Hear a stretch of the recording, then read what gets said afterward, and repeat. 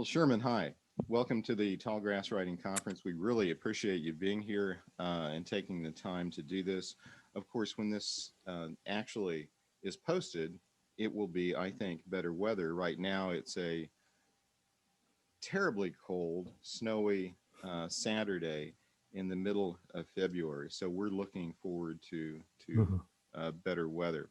So welcome. Thanks for doing this. I think a great place to start, Sherman, would be, could you talk about your background for us? Yeah, you bet. I grew up in Lyon County, went to Emporia State. I was a Shepherd Scholar, graduated in 2004 as an English major with a minor in journalism. Started right away at the Topeka Capital Journal at a time when we still cared in this industry about things like copy editing. I was on the copy desk to start with. I think we probably had more people who were editing the stories at that time than we actually have writing stories now. Uh, Stayed at the Capital Journal for 16 years, doing a number of different types of things. I was always somebody who got bored doing the same thing for a couple of years at a time. So I went to an alternative storytelling project. I did kind of lead design on front pages for different sections of the paper. Started really lobbying to get onto the online staff, recognizing that this was really where the industry was heading, that there was more people to reach online than there were in print. And rather than be scared of that, I wanted to embrace that. And so I eventually became the online editor, ran the digital operations for a few years, took over the operations of running the actual newsroom at a time when we had so many great reporters who are now kind of scattered across the state into other states.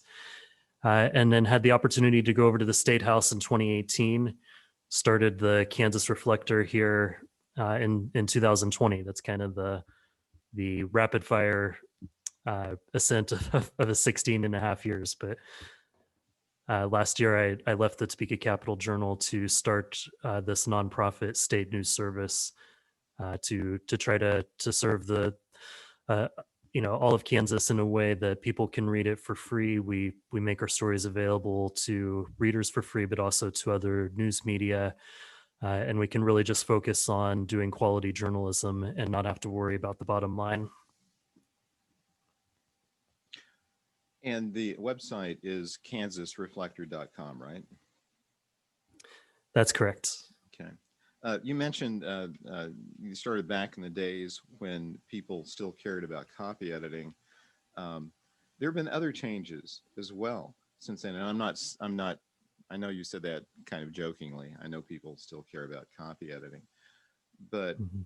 one of the big changes is the idea about whether um, journalism and capitalism really are compatible, um, or and it, the nonprofits like the Kansas Reflector seems to me to be filling a real need for regional news that has dried up as newsrooms become smaller and smaller, and state house coverage in particular, I think, has suffered because of that. Can you talk about some of the differences in terms of the work you do at the Kansas Reflector and maybe some of the pressures you have doing that work or don't have compared to when you were at the Cab Journal? Yeah, I can think of a time a little over a year ago when uh, my counterpart over at the State House at the Capital Journal, he's with me now at the Kansas Reflector, Tim Carpenter, one of the all time great reporters in Kansas. He and I were working on a project that was going to be a big investigative report. And I remember getting called over to the publisher's office to talk about when we were going to publish this because we wanted to publish it first thing on a Monday morning when you have the largest online audience. People show up to work on Monday and they want to do anything other than work, and so they look for other things to click on, and that's when you have your largest group of people looking for stories. The publisher wanted us to do it for Sunday's paper because that's when they stand to make the most money, right? You have the opportunity that somebody would see a big story at the gas station or wherever. I actually don't know where people buy newspapers these days, wherever you would find it on the rack. And they would say, "Oh, I want to buy that, add it to the list." And his point became that if we sell 10 more copies of a Sunday paper, that's going to make more money than a million more page views online. And it kind of led into a bigger discussion about, you know, where this industry was going. The idea fewer and fewer people are interested in that print copy and more people reading online. And I remember saying, like, if we did have a million more page views per day, would that be enough to pay to run the newsroom? And he said, no, we're never going to have enough page views to generate the kind of revenue that you would need to sustain this operation. And it just kind of dawned on me that at some point within 5 years, my job wasn't going to exist, and he wasn't going to hesitate or shed any tears when that moment came. Uh, Maybe he would. That was the way I felt at the time.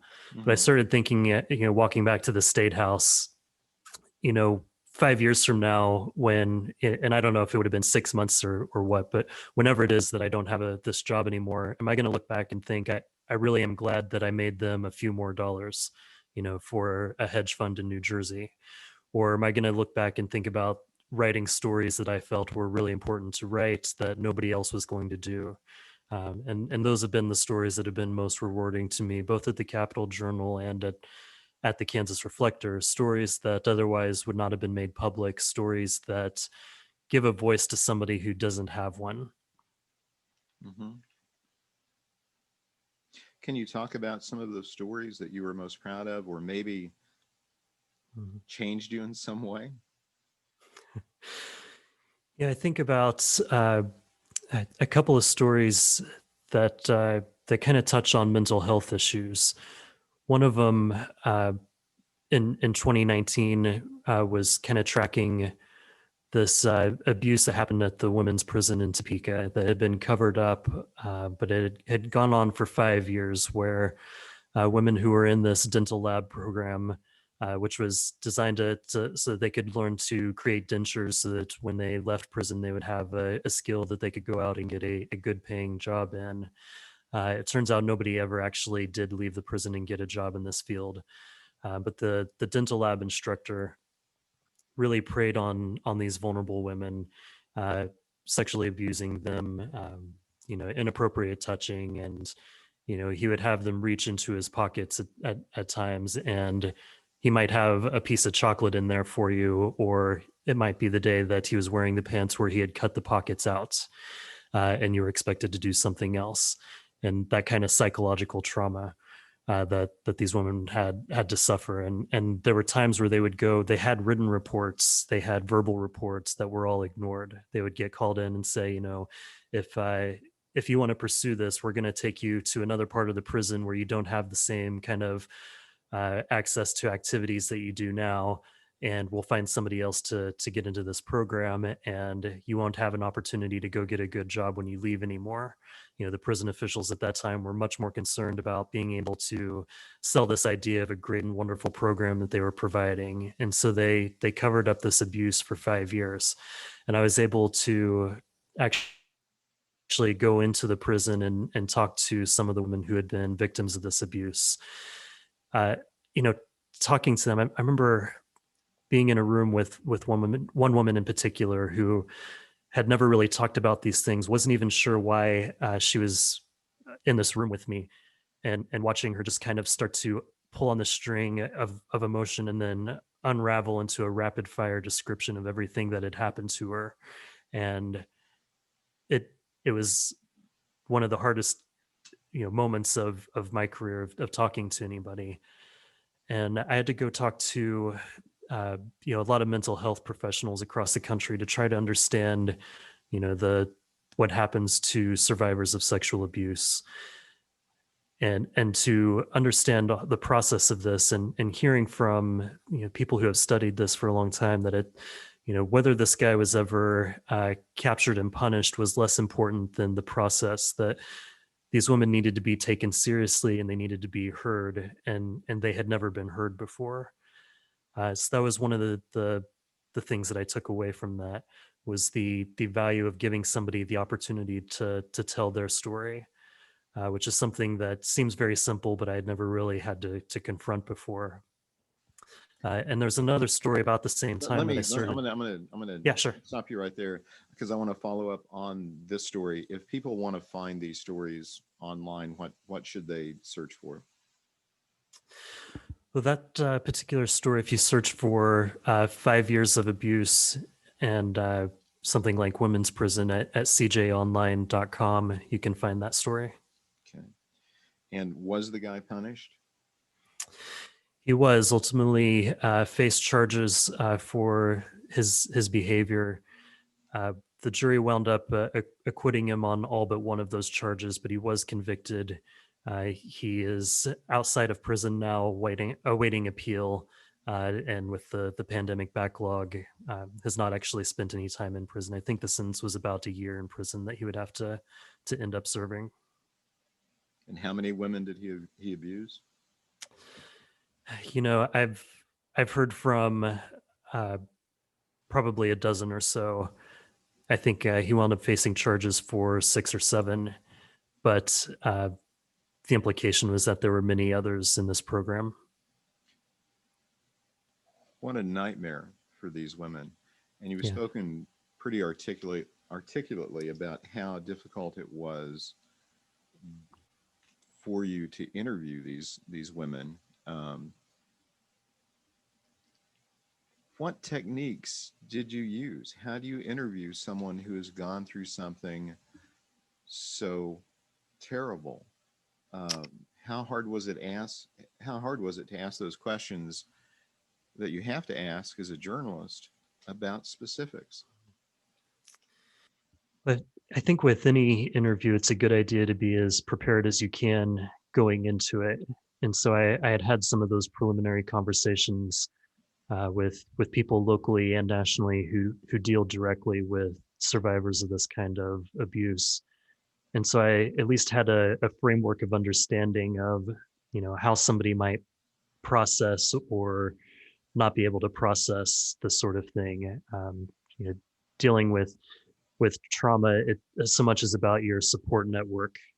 How two people could have the same experience, and one person goes on to live a relatively healthy, normal life, and somebody else winds up in prison.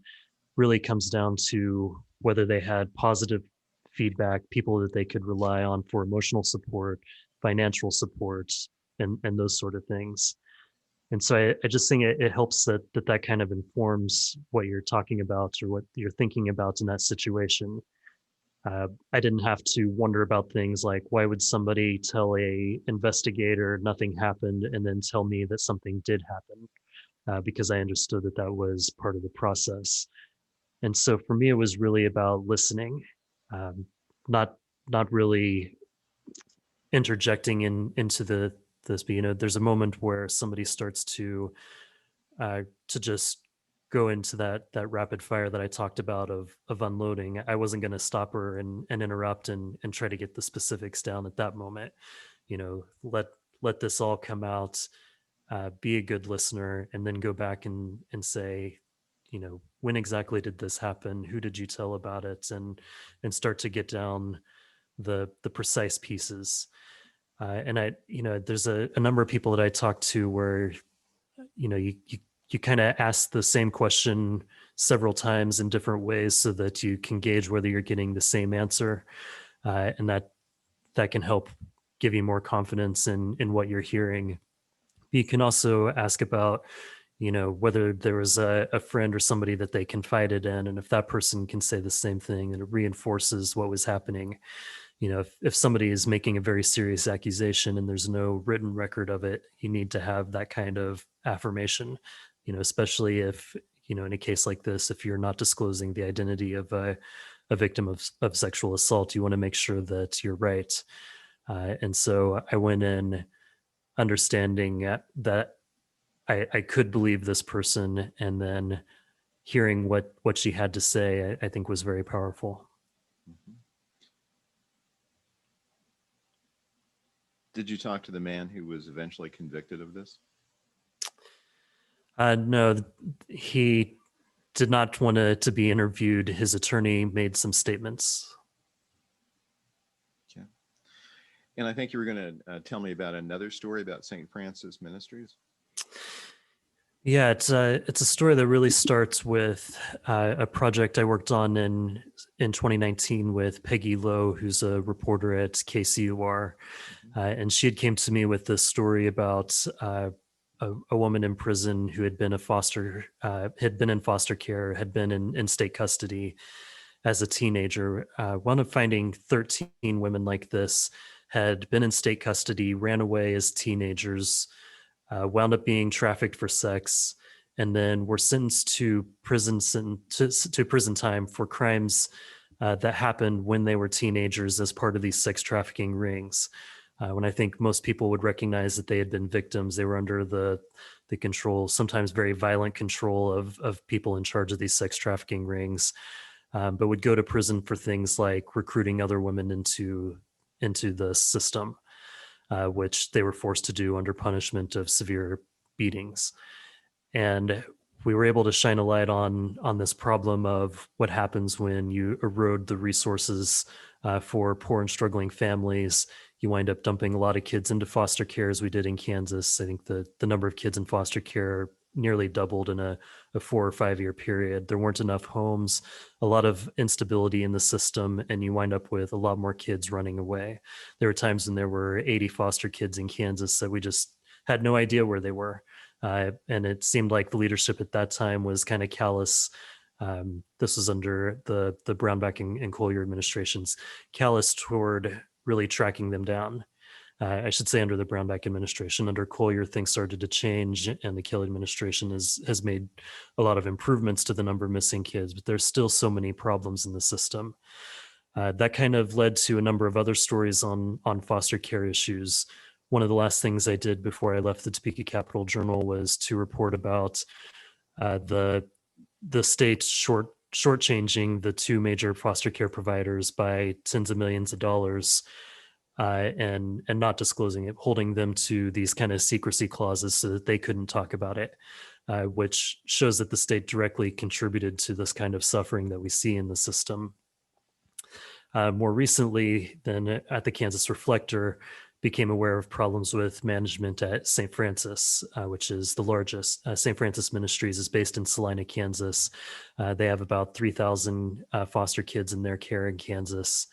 And they had management that was misusing the funds from the state. You know, there's some creative accounting going on about where funds came from and how they were used. But I think we all acknowledge that when you're investing $10 million in an IT company that doesn't work and millions more in this operation to grow superfood in El Salvador because, you know, someday we can make a profit when we sell this stuff, uh, that money is money that could have been spent helping kids in Kansas.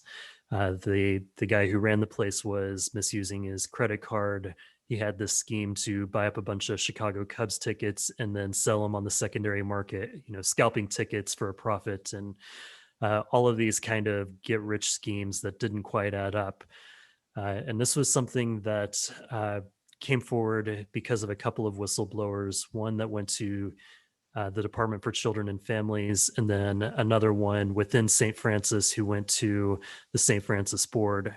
And this led to an internal investigation. Those guys were sent packing. But there was a belief within St. Francis that if they did not talk about this, then it would never be disclosed, that they could just kind of keep it under wraps and nobody would know about it. And so I kind of made it my mission to go out and find sources who could talk to me about what was really going on here. And I was able to get my hands on one of these whistleblower reports.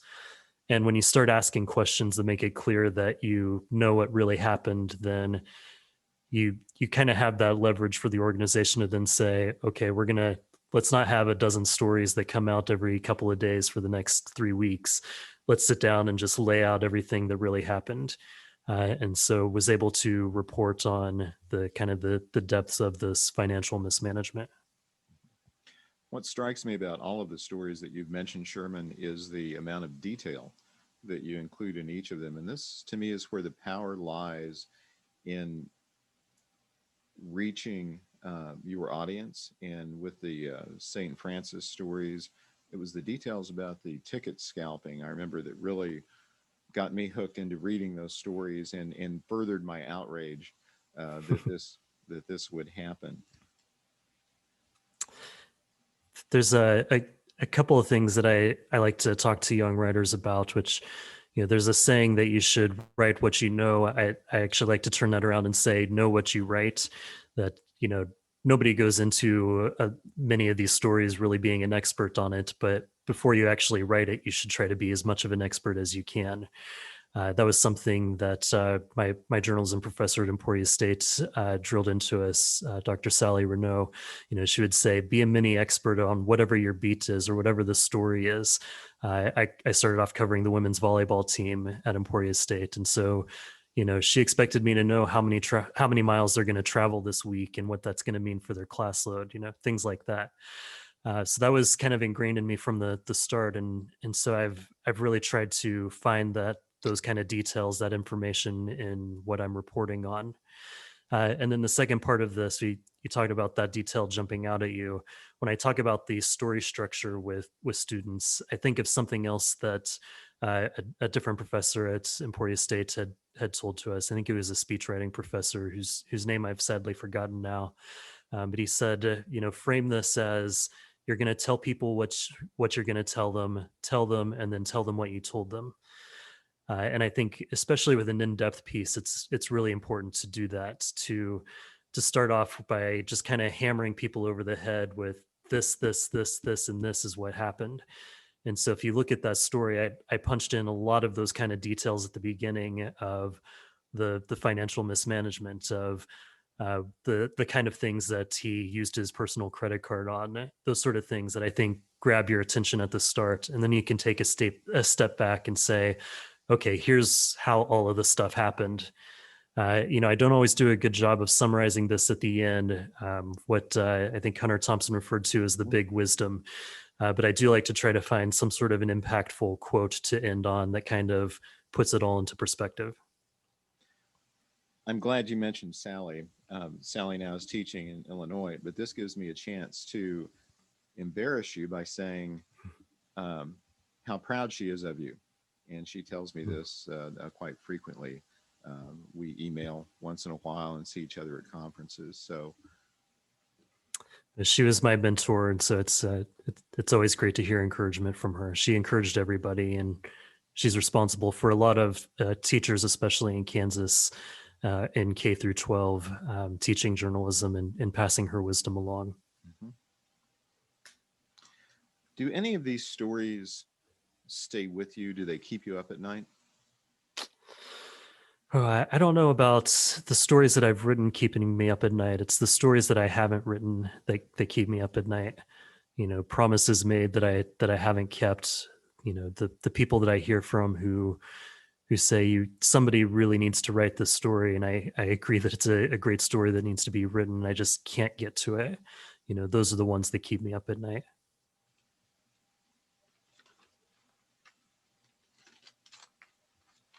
We've talked a little bit about aspiring writers and have had some tips for them. I'd like to talk about now opportunities that people who perhaps don't intend on making a full-time profession of writing or reporting, but opportunities they might have to contribute to um, journalism in their regions or their states. So, do you have any ideas about that, Sherman? I do. I think a lot of people kind of bemoan technology and social media and those sort of things, but the reality is anybody can be their own publisher now, and they can reach everybody in the world. And so I think if you're interested in doing this, you can wield that power. You can figure out what you want to write about, and if you write it well, you're going to find an audience. You can do it yourself through blogging or through social media, but you can also do it in more formal ways, reaching out to organizations like ours, to try to be a freelance writer or an occasional writer. We do have an opinion section, for instance, at the Kansas Reflector, where our goal is to elevate these voices that are often ignored in the public policy debates. And so, we want to hear from people in all the corners of the state from all different kinds of backgrounds who have something to say. Okay. And thanks. And for full disclosure, I am a contributing opinion writer to the Reflector. So for someone who is thinking about writing an opinion piece, do you have any advice for them on structure? I love talking about structure with writers, but this is one of the for a beginning writer, this is one of the hardest things I think for them to get a handle on is structure. So, do you have any advice in terms of dealing with structure? Well, I'm much more comfortable talking about news writing structure. Uh, One of the things that I did very early on was hire the best possible opinion editor that we could, which is CJ Janovy, who's an extraordinary writer. She wrote the definitive book on LGBT activism in Kansas, and she really handles our opinion writing. I think really it's about having a point of view, something that you want to say. It's not just writing for the sake of writing, but wanting to make a point about something. And I think the number one rule of any kind of writing is don't be boring. Don't waste your reader's time. And I think about when I'm writing for myself personally, I think about everything that somebody could be clicking on their from their computer or their phone. Everything that's online from sports to porn to movies to you name it. If all the things in the world that they had to click on, if they wound up clicking on my story, I don't want them to be disappointed. And so try to keep that in mind, I think, when whatever you're writing about. Mhm. And I agree with you. CJ is a terrific Kansas voice, and I didn't really know her before I started the gig at the Reflector, and I've enjoyed emailing her very much, and she has a wicked sense of humor. You probably have more insight into the kind of direction she gives somebody who's submitting an op-ed. Um, sure. For me, it's usually this is too damn long. Um, Right. cut it down. Uh, I will usually give her a couple ideas before a week before I write the piece, and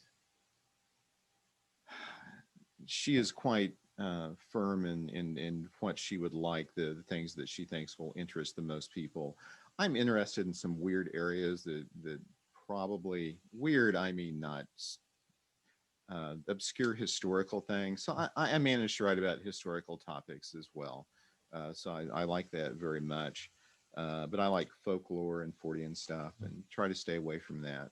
Given my preferences, I would probably write mostly about ghost stories and folklore and that sort of thing. But um, CJ responds, or she urges me to write about things that affect the most people.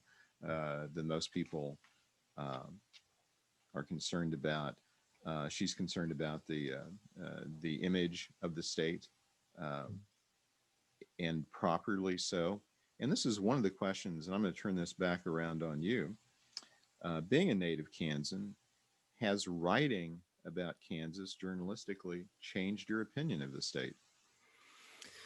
Oh, I don't know about changing my opinion of the state. I feel like growing up in a rural area of the state, I kind of understood a lot of the kind of the economic struggles that seem to drive the public debates in Kansas, or at least the kind of the disparity between what people are really feeling at the local level and what's being talked about in the state house, what motivates people to vote in a certain way. None of these things really uh, go along with each other.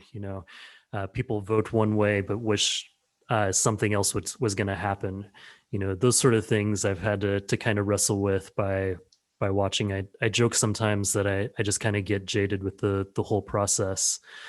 But really, what I've learned more than anything is I think how much I missed learning or enjoyed learning. When I went over to the State House in 2018, it was really like an intensive learning program. Like you're going back to college because you're going into one committee debate after another with topics that you probably haven't thought too much about. I didn't know anything about step therapy until I went into a committee one day to hear conversations about whether or not it's okay for insurance companies to require you to start with the least expensive treatment and work your way up, which is that kind of step process they refer to.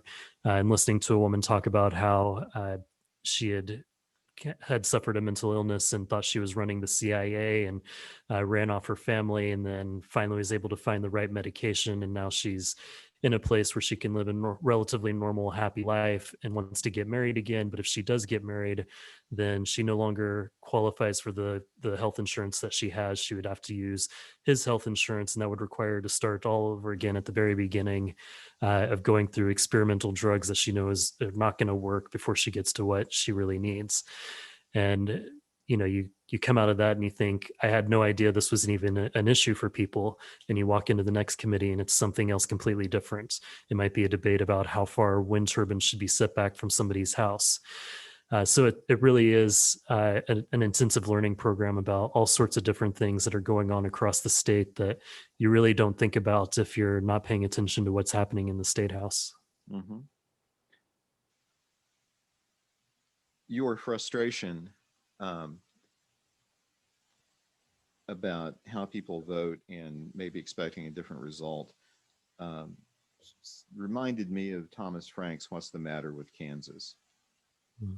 So, am I on track there, or did you mean something else by that?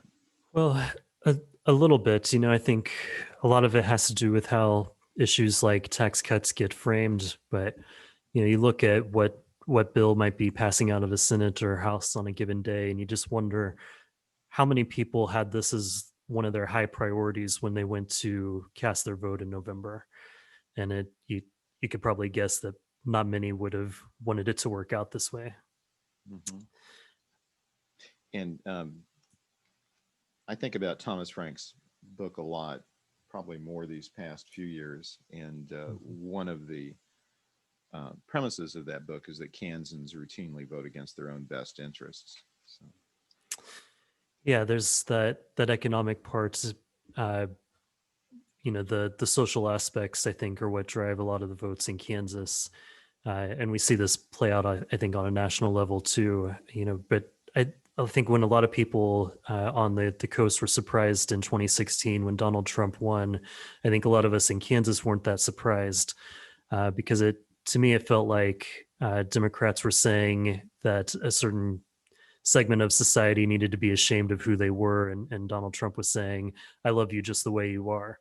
Mm-hmm. You have a lot of people whose lives are not really going to change much no matter who the president is.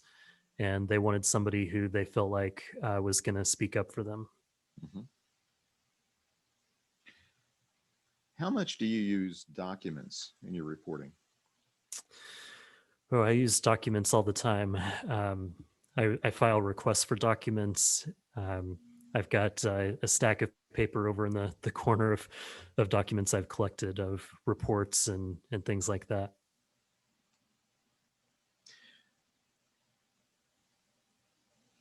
Yeah, open records requests are something that are a tool not just for journalists, but anyone in the state of Kansas can file Mhm. them, and they are probably underused. Um, I urge my students to avail themselves of open records requests as often as possible. It's interesting some of the resistance you get from local officials on open records requests, particularly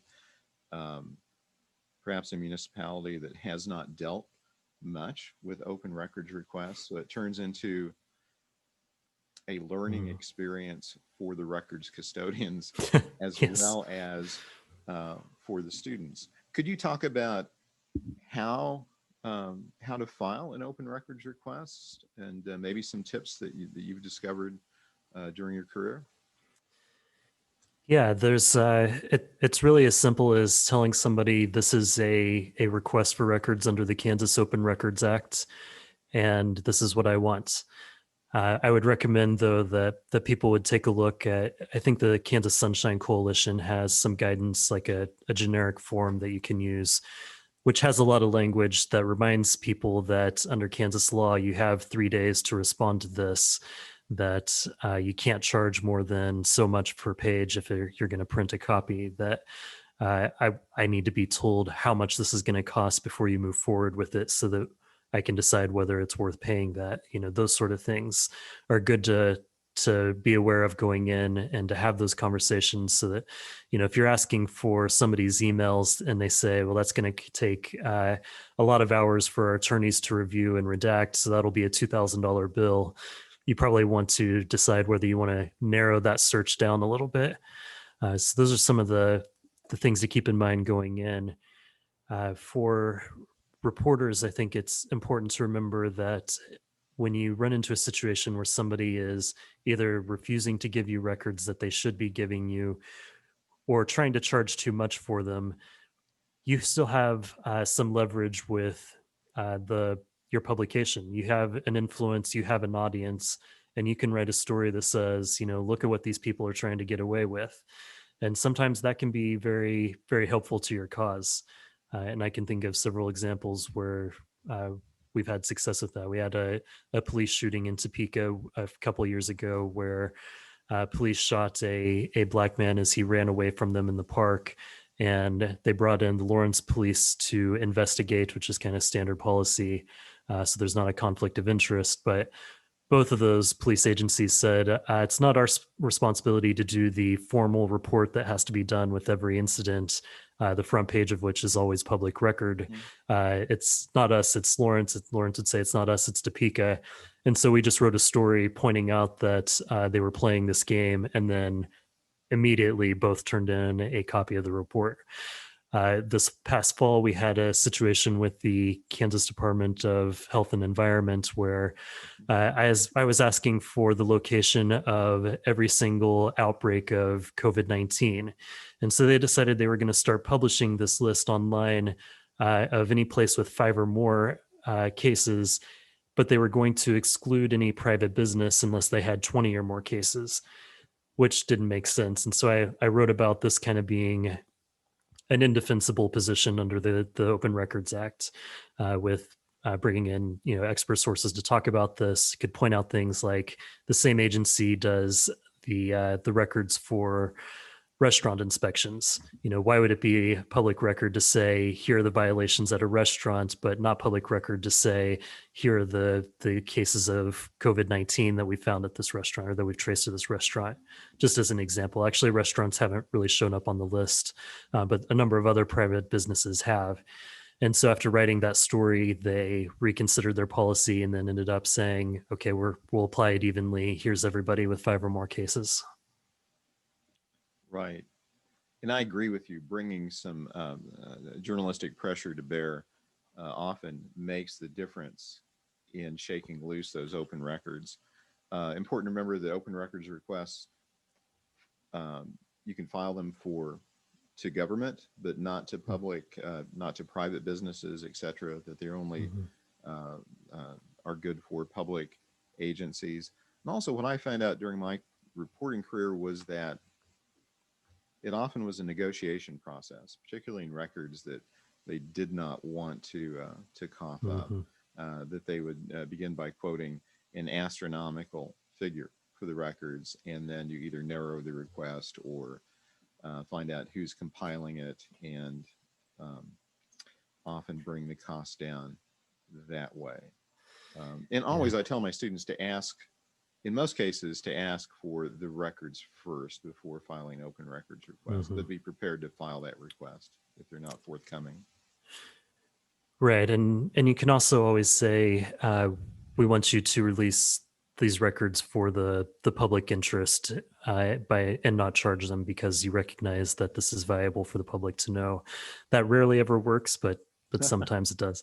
And of course, my all-time favorite cases are ones where you have the record to begin with. You've obtained it through some way, and then you file the open records request so that when they deny it on some flimsy circumstance, you can say, well, actually, I have it anyway, and here's what they tried to keep secret.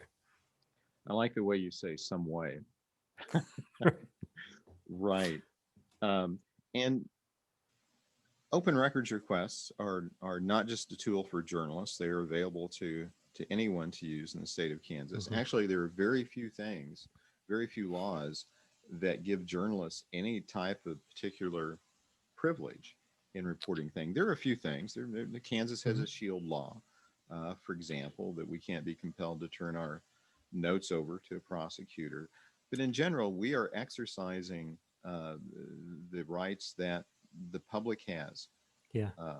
access to these things. So, Actually, one of the funnest exercises you can have in open records is to submit a records request to a particular public body for every other records yes. request that they've received. And that can be enlightening sometimes because you see a lot of attorneys, sometimes private businesses will Mhm. submit records requests trying to figure something out. And that can give you some insight into something that's maybe going on behind the scenes, some sort of power struggle, perhaps. So that can be a helpful exercise. When I was at Emporia State, we used to do the request, and I think a lot of this may be online now, but we would request all of the salary information for everybody at Emporia State University, and then we would publish that in full.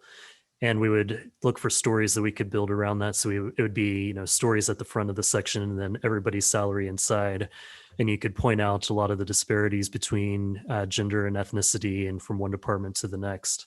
I think it's one of the things that university leaders hated the most about what we were doing. How do you handle this contention with public officials and sometimes dislike? It is an adversarial relationship between the press and public officials, but have you found um, that this has deepened in the past few years?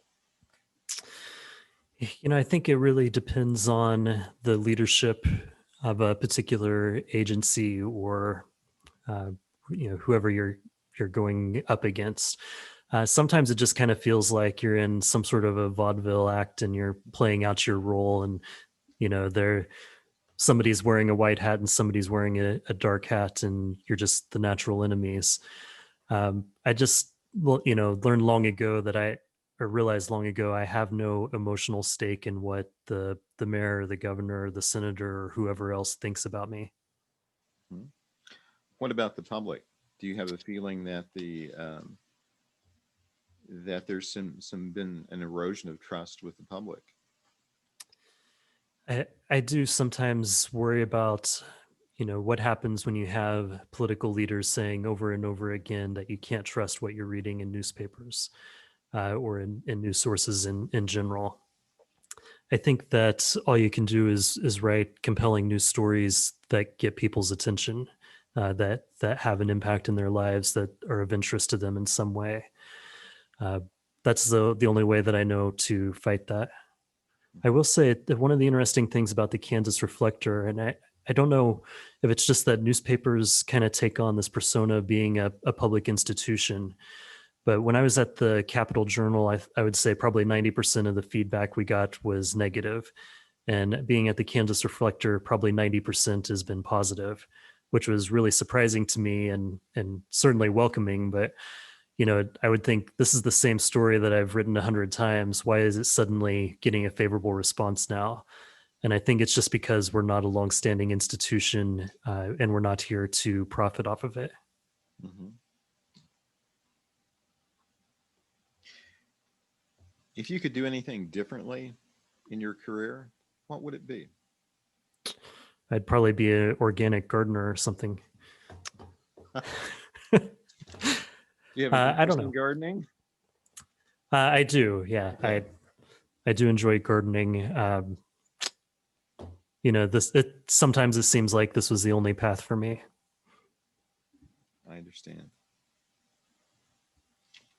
Do you think reporters are born and not made?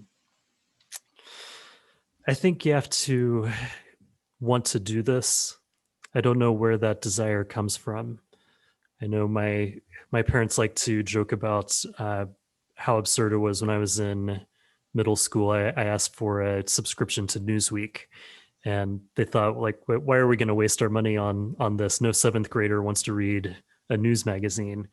But of course, I did, and eventually they caved. But I remember also getting to school early and going in to the school libraries and reading the Kansas City Star and the Capitol Journal every day.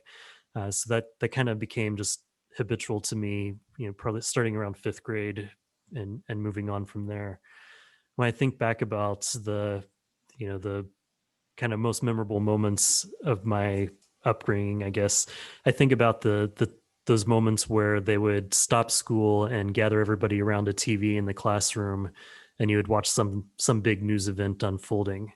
The fire in Waco, the Ruby Ridge shooting, Columbine, things like that kind of left a mark. Oklahoma City bombing, where you would just stop and somebody would, you'd have a teacher explaining why this is such a monumental moment that you need to pay attention to. For some reason, those things resonated with me. I don't know that it's because I was born that way. I don't know if it's because I had those experiences and maybe growing up in the middle of nowhere, those things mean more than the other things that you get to do. Um, but I think by the time I got to college, I was pretty well committed to wanting to do this. I had no idea how to do it, but I wanted to. Mhm. Sherman, we're coming to the end of our time, and I'm going to ask you a question that I urge all of my journalism students to ask at the end of an interview, and it's this: is there anything that you'd like to talk about that we haven't? I always like to ask that question as well and recommend it. I think maybe we've touched on this before, but one of the things that I try to really get our young writers to register, young reporters to register, is the value or the importance of relationships. That the first time that you talk to somebody, you don't want to ask them their deepest, darkest secrets. You have to build up to that. We talked earlier about some of the foster care stories that I wrote, or the story in prison, and those are stories where I didn't just ask one day, "Can I go into prison and talk to victims of sexual abuse?" Right? I had to kind of demonstrate that I was willing to understand what the prison officials, their point of view on things. I had gone in and written a story about a program where they were teaching women to code computers, computer programming, and had written about these efforts to try to make a better life for people who are in a bad situation. And it was kind of that basis that made them say, "Okay, we understand that he's a serious reporter who's willing to write these kind of stories. We'll let him come in to talk about something that we know is not going to put us in a positive light." I remember going to a meeting of the Children's Alliance in December of 2019, or maybe it was January of 2020, something like that, and covering a story that probably didn't really resonate with anybody outside of that room. It wasn't a story that was going to win an award or get a lot of page views, but it was a story that demonstrated to them that I understood their concerns and their interest in the child welfare system, so that I could come back to them a few more times with other stories and other questions before I got to the point of saying, I keep hearing that this financial problem happened where the state wasn't paying what they were supposed to pay. And if that had been the only time I'd ever talked to them, they would have not answered the question. But because I had that kind of relationship and some sort of a mutual respect there that I had demonstrated, people were more willing to talk. Mm-hmm. Very good. Sherman, thank you so much for your time. I appreciate it, and continued success with the Kansas Reflector. Thank you so much. Thank you for having me.